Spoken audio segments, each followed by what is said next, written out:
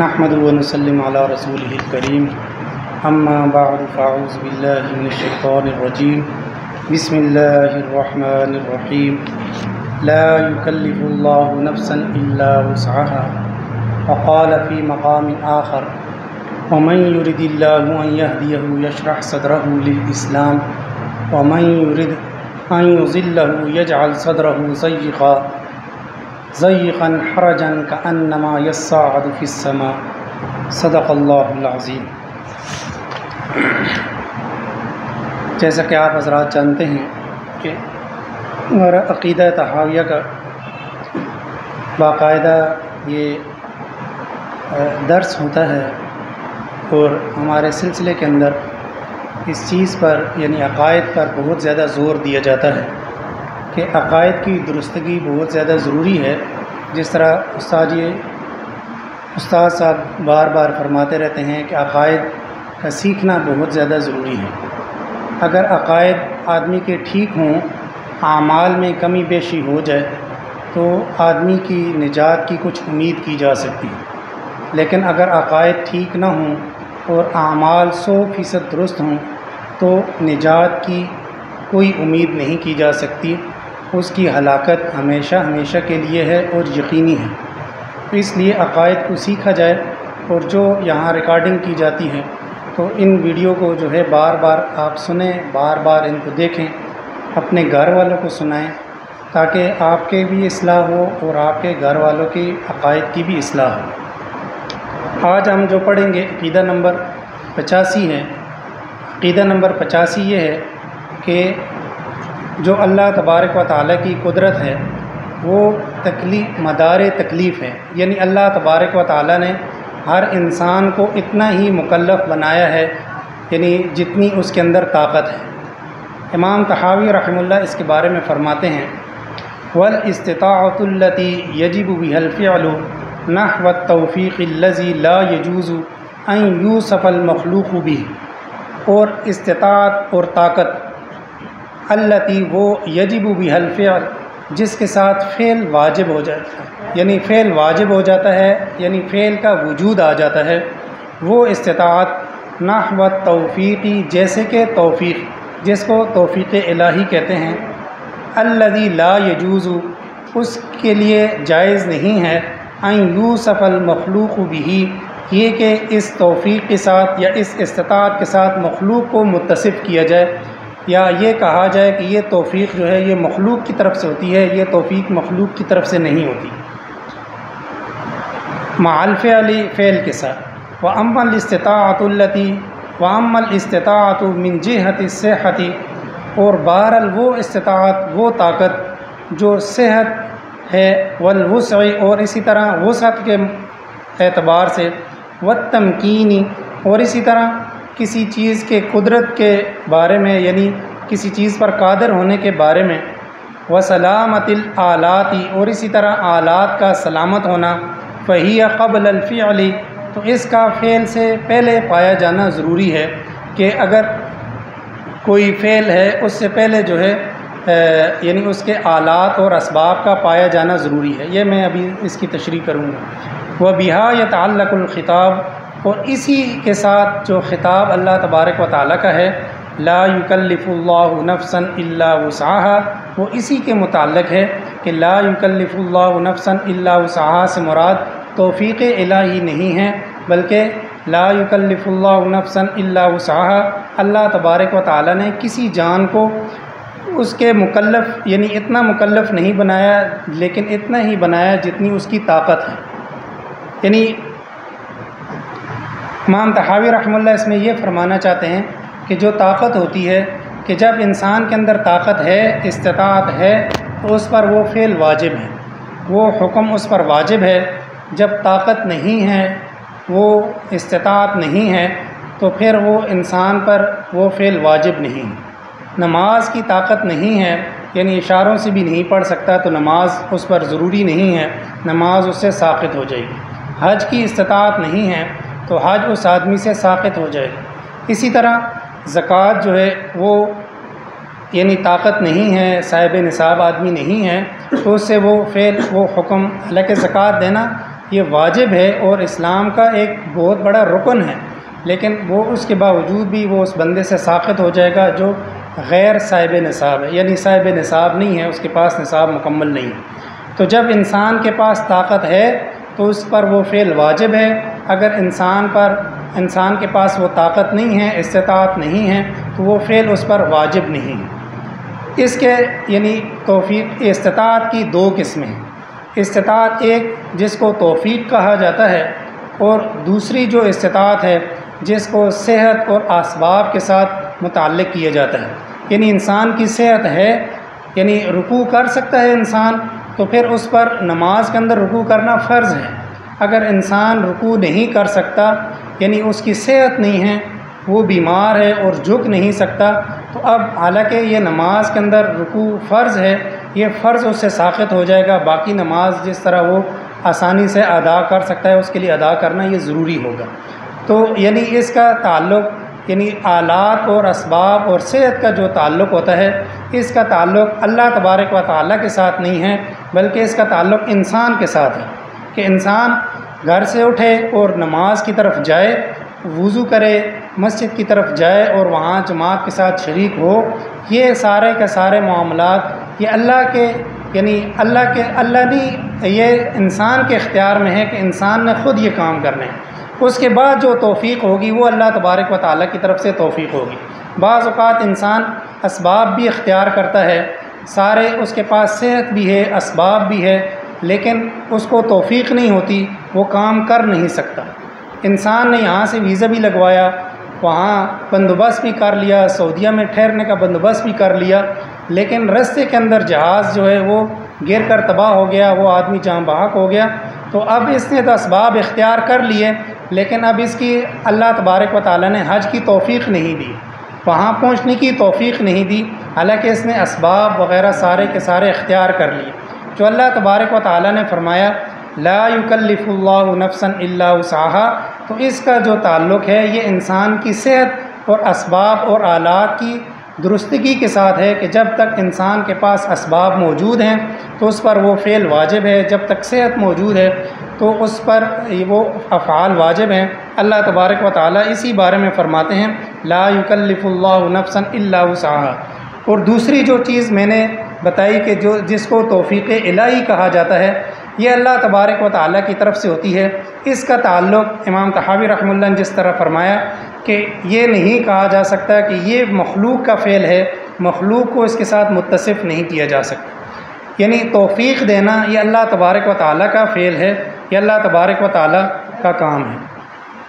جس طرح اللہ تبارک و تعالیٰ نے فرمایا وَلِلَّهِ عَلَى النَّاسِ حِجُّ الْبَيْتِ مَنِ اسْتَطَاعَ إِلَيْهِ سَبِيلًا، کہ حج اس آدمی پر ضروری ہے، بیت اللہ کا حج اس آدمی پر ضروری ہے، استطاع الیہ سبیلا، جو اس کی طرف رستے کی طاقت رکھتا، جو اس کے رستے کی طرف طاقت نہیں رکھتا، باوجود اس کے کہ یہ اسلام کا بہت بڑا عظیم رکن ہے، تو آدمی پر حج فرض نہیں ہے۔ اسی طرح بہت قرآن مجید میں بے شمار اس کے بارے میں آیات ہیں۔ اسی طرح توفیق کس کو کہتے ہیں؟ جو پہلا فعل ہے صحت والا اور اسی طرح استطاعت والا، اور یہ تو اس کے اندر تو مسلمان اور کافر دونوں ہی برابر کے شریک ہیں، یعنی جس طرح مسلمان جو ہے وہ اسلام کی طرف آ گیا ہے، تو اس طرح کافر کا بھی کام ہے کہ وہ بھی اسلام کی طرف آ سکتا ہے۔ اللہ تبارک و تعالیٰ نے اس کو بھی اتنا اختیار دیا ہے کہ وہ اسلام کی طرف آئے۔ باقی اسلام کا قبول کروانا یہ اللہ تبارک و تعالیٰ کی توفیق سے ہوگا، ایسے نہیں کہ وہ یہ کہے کہ میں اسباب اختیار کیے ہیں اور اب لازماً مجھے ہدایت ملے گی، ایسا نہیں ہے، بلکہ یہ ہدایت جو ملے گی اللہ کی توفیق سے ملے گی۔ بہت سارے لوگ ایسے ہیں جو آئے لیکن انہوں نے اسباب اختیار کیے، باوجود اس کے کہ انہوں نے اچھے کام بھی کیے، لیکن اس کے باوجود بھی اللہ نے ان کے لیے ہدایت نہیں رکھی۔ اور ایسے بھی کئی لوگ ہیں جنہوں نے ایک نماز بھی نہیں پڑھی اور ابھی مسلمان ہوئے اور وہاں میدان جنگ کے اندر جا کر فوراً شہید ہو گئے، کوئی نیک عمل کیا ہی نہیں ہے، کلمے کے بعد فوراً شہادت مل گئی، اللہ تبارک و تعالیٰ نے سارے کے سارے گناہ معاف کر دیے اور جنت میں داخلہ عطا فرما دی۔ اللہ تبارک و تعالیٰ نے جو توفیق کے بارے میں آیات نازل فرمائی ہیں، اللہ تبارک و تعالیٰ فرماتے ہیں وَلَٰكِنَّ اللَّهَ حَبَّبَ إِلَيْكُمُ الْإِيمَانَ وَزَيَّنَهُ فِي قُلُوبِكُمْ وَكَرَّهَ إِلَيْكُمُ الْكُفْرَ وَالْفُسُوقَ وَالْعِصْيَانَ أُولَٰئِكَ هُمُ الرَّاشِدُونَ فَضْلًا مِّنَ اللَّهِ وَنِعْمَةً۔ یعنی اللہ تبارک و تعالیٰ ایمان کو اس آدمی کے دل کے اندر محبوب بنا دیتے ہیں، پسندیدہ بنا دیتے ہیں، اس آدمی کو ایمان سے محبت ہو جاتی ہے۔ وَزَيَّنَهُ فِي قُلُوبِكُمْ، اور اللہ تبارک و تعالیٰ تمہارے دلوں کے اندر اس ایمان کو مزین کر دیتے ہیں، یعنی نیک اعمال سے انسان کو محبت ہوتی رہتی ہے۔ وَكَرَّهَ إِلَيْكُمُ الْكُفْرَ، اور انسان کے دل کے اندر کفر کے بارے میں نفرت پیدا ہوتی ہے، وہ کراہیت محسوس کرتا ہے کہ وہ کفر کی طرف جائے۔ وَالْفُسُوقَ، صرف کفر ہی نہیں بلکہ وہ فسق کی طرف یعنی گناہ کی طرف، نافرمانی کی طرف جانے کو بھی ناپسند کرتا ہے۔ یہ اللہ تبارک و تعالیٰ یہ حقیقی مسلمان کو یہ ایسی حلاوت ایمان نصیب کرتے ہیں کہ اس کو گناہ سے بھی نفرت ہوتی ہے، نافرمانی سے بھی نفرت ہوتی ہے، اور کفر سے بھی نفرت ہوتی ہے۔ اسی طرح والعصیان، اسی طرح نافرمانی سے بھی اس کو نفرت ہوتی ہے۔ اولئک هم الراشدون، اللہ تبارک و تعالیٰ فرماتے ہیں جن لوگوں کی یہ کیفیات ہیں تو یہ لوگ سیدھے رستے پر ہیں، یہ لوگ ہدایت یافتہ ہیں۔ فضلا من اللہ ونعمہ، یہ ہے فضیلت، یعنی اللہ تبارک و تعالیٰ کا یہ فضل ہے، اللہ کی جانب سے ہے، ونعمہ، اور اللہ کی طرف سے یہ نعمت ہے۔ ایک دوسرے مقام پر اللہ تبارک و تعالیٰ فرماتے ہیں فَمَن يُرِدِ اللَّهُ أَن يَهْدِيَهُ يَشْرَحْ صَدْرَهُ لِلْإِسْلَامِ، جو شخص یہ ارادہ کر لے ان یہدیہ، یہ کہ اللہ اس کو ہدایت دے، یشرح صدرہ للاسلام، تو اللہ تبارک و تعالیٰ اس کا سینہ اسلام کے لیے کھول دیتے ہیں۔ اب بہت سارے لوگ ایسے ہیں کہ جو مسلمان ہوتے ہیں لیکن ان کو پھر اسلام پر کسی قسم کا کوئی اعتراض نہیں ہوتا۔ ہم نے بہت ساری چیزیں پہلے بھی پڑھی ہیں کہ جہاں پر اعتراض لازم آتا ہے یہاں پر اعتراض لازم آتا ہے۔ جس طرح ایک آدمی، ایک مولوی صاحب تقریر کر رہے تھے، اور تقریر کے دوران مولوی صاحب کہتے ہیں کہ اللہ کا کوئی کان نہیں ہے، اللہ کا کوئی ہاتھ نہیں ہے، اللہ کی آنکھیں نہیں ہیں، اللہ کے ناک نہیں ہے، کان نہیں ہے، اللہ کے بال نہیں ہیں، تو اس طرح اللہ کا منہ نہیں ہے۔ تو وہاں سے یعنی مجلس کے اندر، وہاں محفل میں ایک آدمی دیہاتی سا آدمی تھا، اب اس کو پتہ تو نہیں تھا عقائد کے بارے میں، اس کو کوئی علم نہیں تھا، تو یعنی وہ اس نے ایک ایسا جملہ کہہ دیا کہ جو یعنی اگر کہا جائے تو وہ جملہ یعنی کفریہ جملہ ہے، لیکن وہ دیہاتی آدمی ہے، وہ میں آپ کو بتاؤں گا کہ اس کا کفر کیوں نہیں ہے۔ تو وہ جملہ کفریہ اس نے کہہ دیا کہ یہ کیسا اللہ ہے، یہ اللہ ہے کہ نعوذ باللہ یہ تربوز ہے، یعنی اس نے اس طرح کا کلمہ کہہ دیا۔ تو یعنی اس کا تعلق میں آگے بتاؤں گا، اس کا تعلق بھی عقل سے ہے۔ تو جو اللہ تبارک و تعالیٰ کی طرف ارادہ کرتا ہے یہ کہ اس کو ہدایت مل جائے، تو پھر اس کا سینہ جو ہے اللہ تبارک و تعالیٰ اسلام کے لیے کھول دیتے ہیں، پھر اس کو کسی قسم کا کوئی اعتراض نہیں ہوتا۔ اور جو آدمی مسلمان ہو جائے، جس کو شرع صدر نصیب ہو جائے، پھر اس کو کسی قسم کا کوئی اعتراض نہیں ہوتا۔ اگر اعتراضات دیکھے جائیں تو بے شمار ایسی چیزیں ہیں اسلام کے اندر، وہاں پر آپ کو اعتراض نظر آئے گا لیکن وہاں اس کا کوئی جواب نہیں ہے، اور بے شمار ایسی چیزیں ہیں کہ وہاں پر آپ کو اعتراض ہوگا لیکن وہاں پر کوئی آپ کو جواب نہیں ملے گا۔ جس طرح آپ کو یہ کہے کہ یہ کیسا حج ہے جی، یہاں پہ یہ 2 چادروں میں لپٹ جاؤ، اور جو سر پہ ٹوپی نہ پہنو، سلا ہوا کپڑا نہ پہنو، خوشبو نہ لگاؤ، خوشبو والا صابن استعمال نہ کرو، یہ نہ کرو، وہ نہ کرو، اور یہ طواف، یہ ادھر گھومنا ہے، ادھر کنکریاں مارنی ہیں، تو یہ کوئی حج ہے؟ تو اس بارے میں ساری کی ساری خاموشی ہے، اس کے بارے میں کوئی جواب نہیں دیا جائے گا کہ ہاں یہ اس کا جواب یہ دیا جا رہا ہے، اس کا جواب یہ دیا جا رہا ہے، ایسے نہیں ہوگا، بلکہ یہ اللہ تبارک و تعالیٰ کی طرف سے حکم ہے تو اس پر کوئی اعتراض نہیں ہے۔ اب جس کو شرع صدر ہے وہ یہ کرے گا، اور جس کو شرع صدر نہیں ہے وہ اس سے رک جائے گا اور وہ کفر کی طرف چلا جائے گا۔ وَمَن يُرِدْ أَن يُضِلَّهُ، اور یہ وہ چیز ہے جس کا میں ذکر کر رہا ہوں کہ جو آدمی یہ ارادہ کر رہا ہے أن يُضِلَّهُ، یہ کہ اللہ اس کو گمراہ کر دے، يَجْعَلْ صَدْرَهُ ضَيِّقًا، تو اللہ تبارک و تعالیٰ اس کے سینے کو تنگ کر دیتے ہیں، پھر اس کے یعنی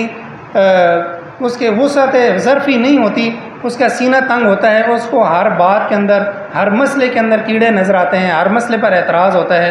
تو اس وجہ سے وہ دور جاتا رہتا ہے اسلام سے۔ کأنما یصعد فی السماء، تو پھر اس کو اسلام پر چلنا ایسا لگتا ہے گویا کہ اس نے آسمان کی طرف چڑھنا ہے۔ جس طرح آسمان کی طرف چڑھنا یہ ناممکن ہے کہ آدمی یہ کہے کہ میں ایسے ہی آسمان کی طرف چڑھ جاؤں گا بغیر کسی سہارے کے، میں آسمان کی طرف چڑھ جاؤں گا، تو یہ ایک ناممکن فعل ہے، یہ نہیں ہو سکتا۔ تو ایسے ہی اس آدمی کا بھی جو گمراہ ہو جاتا ہے، جس کا سینہ تنگ ہو جاتا ہے، جو تنگ نظر ہو جاتا ہے، مسلمان کبھی بھی تنگ نظر نہیں ہوتا۔ مسلمان کے پاس ہمیشہ وسعت ظرفی ہوتی ہے، وہ اس کے پاس وسیع نظر ہوتی ہے، لیکن جو کافر ہوتا ہے، جو غیر مسلم ہوتا ہے، وہ ہمیشہ تنگ نظر ہوتا ہے، اس کے اندر وسعت ظرفی نہیں ہوتی، جس طرح کہ اللہ تبارک و تعالیٰ نے یہ فرما دیا کذالک یجعل اللہ الرجس علی الذین لا یؤمنون، اور اللہ تبارک و تعالیٰ نے ان پر اس گندگی کو ڈال دیا ہے وہ لوگ جو لوگ ایمان نہیں لاتے۔ تو میں نے عرض کیا کہ یہ یعنی جس طرح انسان کے پاس جتنی طاقت ہوتی ہے، جتنے انسان کے پاس اسباب اور آلات ہیں، تو اتنا ہی آدمی پر کوئی فعل جو ہے وہ اتنا ہی واجب ہوتا ہے جتنی کہ اس کے اندر طاقت ہے، جتنی اس کے پاس صحت ہے، جتنے اس کے پاس اسباب موجود ہیں، وہ اسی کے مطابق مکلف بنایا جائے۔ تو اسی طرح عقل کا بھی اسی کے ساتھ تعلق ہے کہ جتنی انسان کے پاس عقل ہے تو اس کا ایمان اتنا ہی قابل قبول ہے۔ آپ صلی اللہ علیہ وسلم کے پاس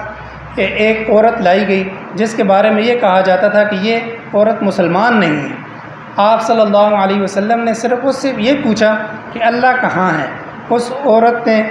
اس طرح انگلی کی طرف اشارہ کیا اور آسمان کی طرف انگلی سے اس طرح اشارہ کیا۔